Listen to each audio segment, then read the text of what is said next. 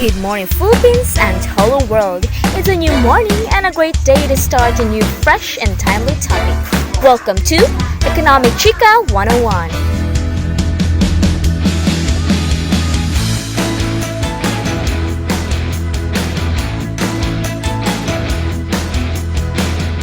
In our past episodes, we had talked about many issues concerning our society. For this episode, we're going to talk about a new issue that has been problematic for quite a long time, and that is job misfit. To know more about the topic, we have invited three guests who will be addressing this problem, and they will also be sharing their plans to solve this economic issue. Without further ado, let us all welcome our three beautiful guests. A representative from DepEd, Superintendent Jerry Salomano, a representative from CHED, a president of one of the famous university, Dr. Lady Lusaicon, and a representative from our LGU, Ms. Eva May Digenio. Let's give them a round of applause. Welcome to Economic Chica 101, ladies. It is a pleasure to meet you all. The pleasure is ours, Ms. Quaizan. Thanks for having us here. How are all of you outstanding ladies feeling today? I'm feeling great, thank you. I'm feeling fine, a bit tense. I'm also feeling great, thanks for asking. Now tell us, what exactly is job misfit? Okay, so job misfit is a person who is unhappy with their job or not suited for that exact job. This leads to poor performance in the company and takes a toll on a person's mentality. Thank you, Dr. Saikan, for that brief definition of what is a job misfit. Before we continue in this issue, let us watch a short clip, an example of what are job misfits. I am Mark Mirugutang, an OFW, and I had been working in the Philippines as a nurse past few years. Because of the lower demand of my work, I decided to work abroad as a domestic helper. Despite the uncertainty of finding other job or means to earn an income, I tried to enter as domestic helper. It was difficult at the beginning when I entered this job because the one I took the course or the one I graduated from was nursing. I even knew how to do housework, but I didn't have the willpower to be there here. In my first experience as a domestic worker in Saudi Arabia was not that good. I worked for 9 years, and every 3 years I was entitled to 1 month leave to visit Indonesia. In 2002, I returned to the state for several months in my village and then left again for Saudi Arabia through other requirement agency. I was assigned to work in Mika. On arrival, I was collected by a 40-year-old man and his wife. I explained that I would work as a domestic servant and be paid monthly. But the demand is low. The most important aspect was that I was able to work, earn money, and transfer it home to my family. I live with my employers in their apartment. I work alone, sometimes for almost 24 hours without a rest. I had a hard time when there was a pandemic. My salary as a domestic helper decreased, so I decided to go back to the Philippines and work there as a salesman in a mall. But the salary is not good enough to support my family financially, so I decided to go back abroad and work here again. I've been in Qatar for 2 years now, and I can honestly say that I love working here. Along with treating me nicely, my job also pays me well. The equivalent of 32,000 in Philippines currency is my monthly average pay here, or QAR 2084. Because the employer pays for the food and accommodation, I only spend money on personal items. As a result, I made some small savings. I know I won't have any trouble adjusting to life in the Philippines if I ever decide to return. Based on the clip, an OFW experienced a job misfit. Alright, Ms. Digenio, as a public servant, how does job misfit affect our economy? In terms of his job performance, what can you say about it? Based on the video that he shows, it shows how he graduated from nursing and was led astray From following his desired field by becoming a domestic helper.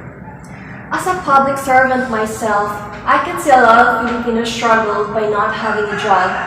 Even if a few Filipinos have a job, they feel like they don't belong and their poor performance can affect their company and might impact the country's economy. Circumstances like this, if there's no action to be done for a long period, this might affect our country's economic state since we are lacking for people for jobs that are needed in our country.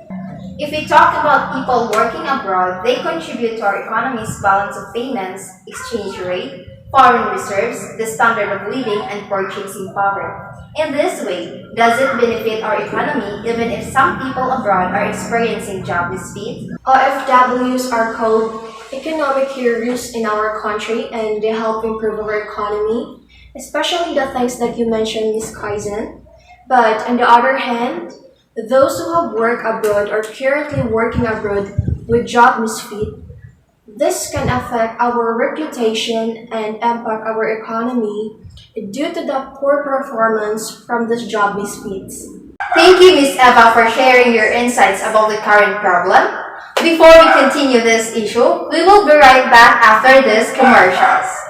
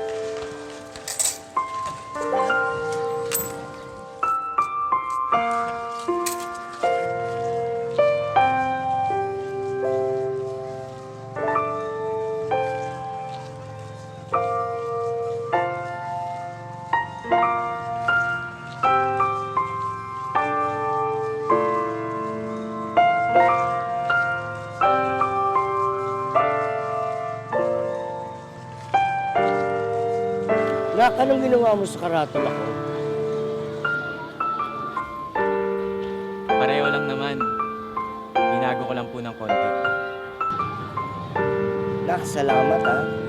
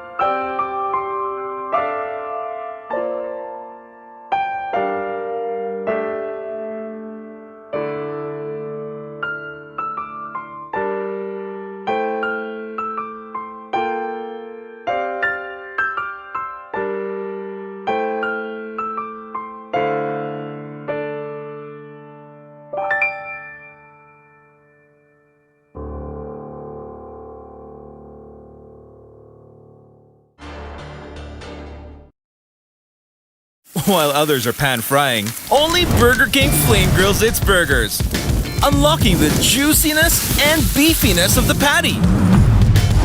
Burger King Whopper. Taste the smoky luscious difference. 75 lang.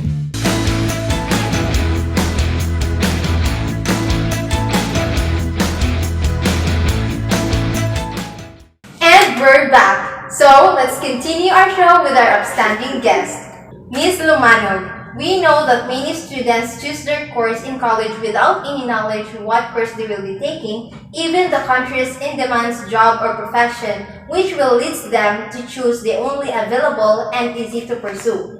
As a superintendent, you are in charge to educate in regards to senior high exits. What can you say about this? Deciding a course is challenging, more so if they are unsure what kind of career they want to pursue.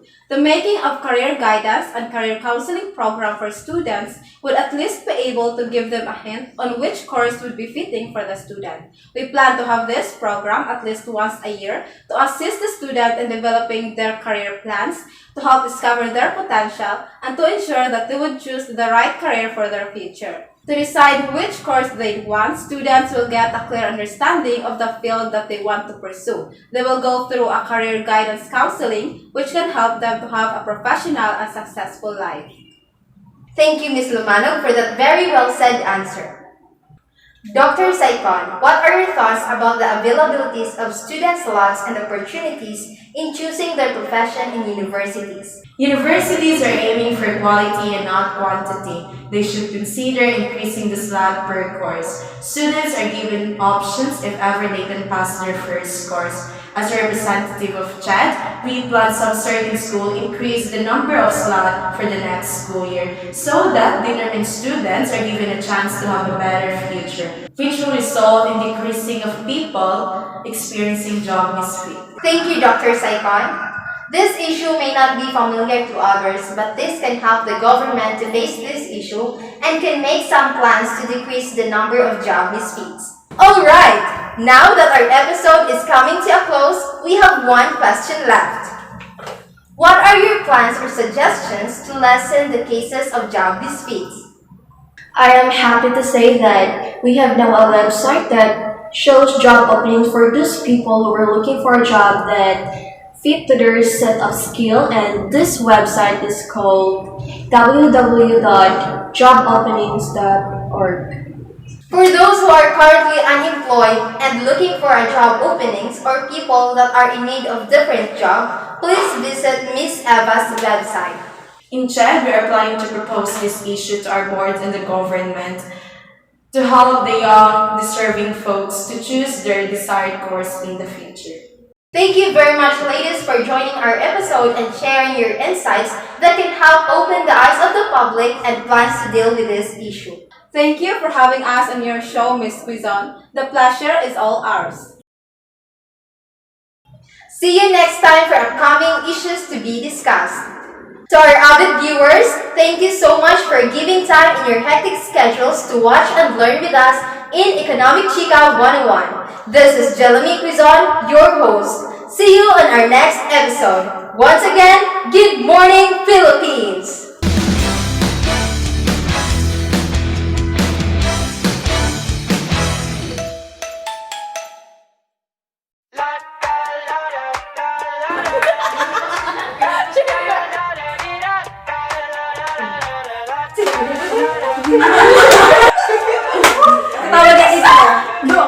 I got my head out the sunroof. I'm blasting our favorite tunes. I only got one thing on my mind. You got me stuck on the thought of you. You're making me feel brand new. You're more than a sunshine in my eyes. You got those pretty eyes in your head. You know it. You got me dancing in my bed, so let me show